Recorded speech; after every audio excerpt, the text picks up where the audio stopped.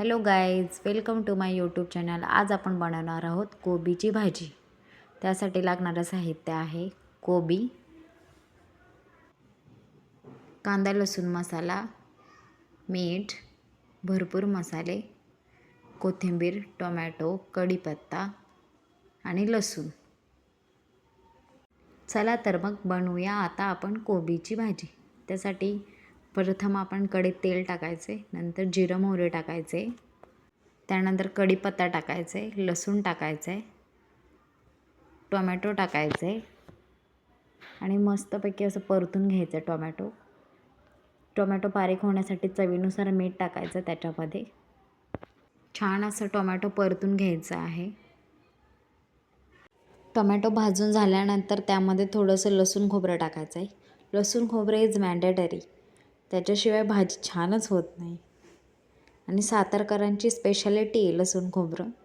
तर त्यानंतर हळद टाकायचे, मिरची पावडर टाकायचे, गरम मसाला टाकायचा आहे, कांदा लसूण मसाला टाकायचा आहे, धना पावडर टाकायची आहे, थोडीशी कोथिंबीर टाकून मसाला छान परतून घ्यायचा आहे.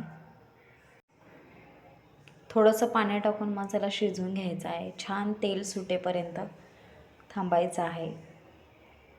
बघू शकता आता तुम्ही कसं छान तेल सुटलेलं आहे त्याला. आता कोबी टाकायचं आहे.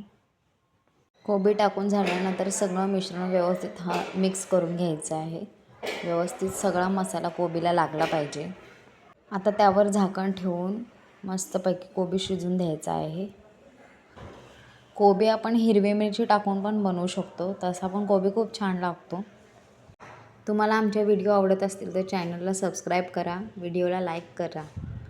बघा आता आपला कोबी छान तयार झालेला आहे, शिजलेला आहे मस्त. आणि त्याच्यावर मस्तपैकी कोथिंबीर टाकायची आहे गार्निशिंगसाठी.